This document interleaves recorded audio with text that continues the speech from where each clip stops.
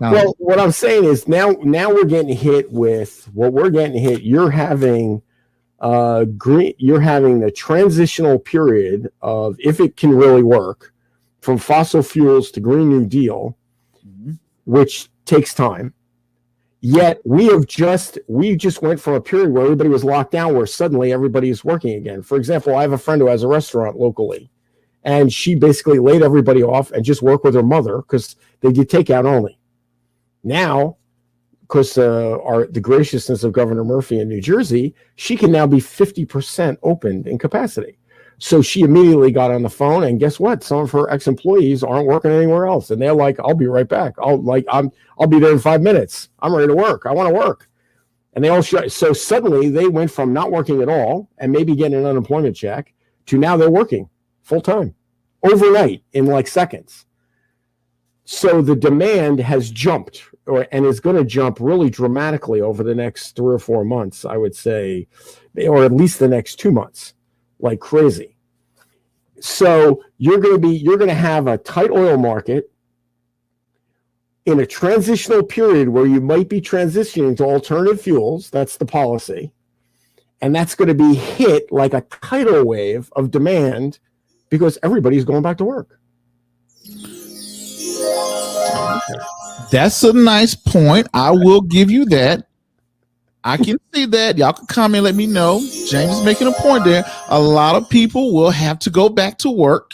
Yes. Right. So you have, when we get back to open up the economy, we just seen Lyft reported it had its best week ever. So think about things like Lyft and Uber and transportation. I can see the correlation with making a lot of, James, you're making a lot of sense on that. I will give you airlines. Don't forget airlines. Airlines, that's true. Right. I have a friend who lives in Texas, and I have another friend who lives in Tampa. And my one friend in Tampa just got a new apartment. I sent her flowers. It would have been cheaper for me to fly to Tampa with the flowers under my arm, deliver them, and fly back than to send them in that 1-800-Flowers. That's how cheap the flights were. I don't think that's going to last that long, but it does. A lot of people are going to fly. That means those airlines are going to use a lot of fuel all of a sudden in a real hurry. The entire travel industry, people going to go on cruises. Yes, so I think people are going to go on cruises. People are going to get back in the airlines. When America starts to open back up, the dependence for oil will increase. That's what yes. And on top of that, because it's the only thing here right now, how long is it going to take to build all those windmills to generate the power? It might take 2 or 3 years, but the demand is going to be there within a month, maybe less. Now, another issue that I realize there's changes. Like, I think instead of the Green New Deal, what's going to have a much bigger impact on fossil fuel consumption is the fact that a lot of people are still going to do remote work. Remote work is here to stay. A lot of people are going to do remote learning. Remote learning is here to stay. It may not be the only option, but it's going to suddenly become a very big option, because a lot of businesses are going to see, hey, we can save a lot of money on real estate, and we're going to need to save money somewhere because we couldn't make any money for a year. And a lot of people and a lot of institutions of higher learning are going to say, well, maybe we'll have online only courses and we'll charge a little less money, and we can have a lot more people do online courses. We can have 1,000 people take an economics class instead of 50 people. Mm-hmm. And so maybe we'll just make it up in a volume. And so there's going to be a lot of changes in society, but I think temporarily there's going to be this gap where huge demand is going to meet limited resources. And oil prices are rocketing, and many oil stocks are up significantly, not as much as Bitcoin, although I can think of one that maybe by the end of the year might be up more. And you're starting to see a lot of action. Now, one of the interesting things is that, well, Mr. Biden in the campaign talked quite a bit about getting rid of fracking. I haven't really noticed much talk of that. That's been kind of quiet. Mm-hmm. Unless I missed it, but I haven't noticed anything. The one thing that was a little disturbing was the canceling the oil leases, because they don't want anybody to lease.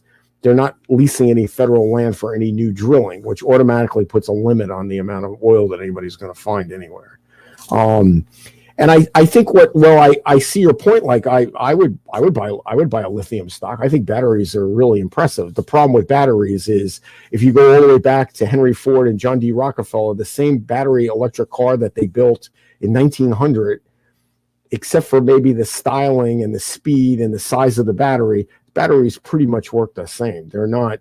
The batteries they've advanced recently more, but it's one of those. It's like if you buy a computer now, it's faster and more powerful, better camera, better this, better that, but you can probably still use a printer from 10 years ago because the printing technology just hasn't advanced as fast. It's much slower in its advancement, right? So I think you're seeing like you may be right. I have my doubts we can build enough windmills to replace it, and I think very quickly people are going to figure this out. I want to put up this. What's up, Jonathan? There, he's from North Carolina, and he's making. Oh, we got two people. One from North Carolina. Miss Nicole here is from California, and I like her picture on her. Did you notice her picture? Yes. Sorry. That's Nicole Young there. And Clarence Duncan here, he's from Orange County, Florida. Now, Jonathan brings up a very good point. I'm thinking what you're telling me.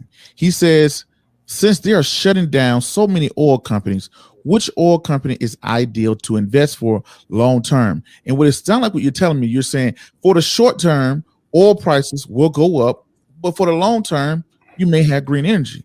So for this short-term bounce or demand for oil that would increase, because gas prices usually go up in the summertime as people travel more. Right. And if you've noticed, gas prices are up in New Jersey. They're up almost 80 cents a gallon since November.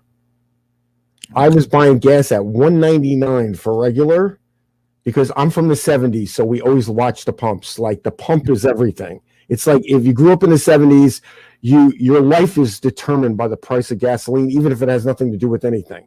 And it's ingrained because of gas lines and things like that. So it was $1.99. I put gas in the car the other day and it was $2.76 for regular. So almost 80 cents, like 76 cents.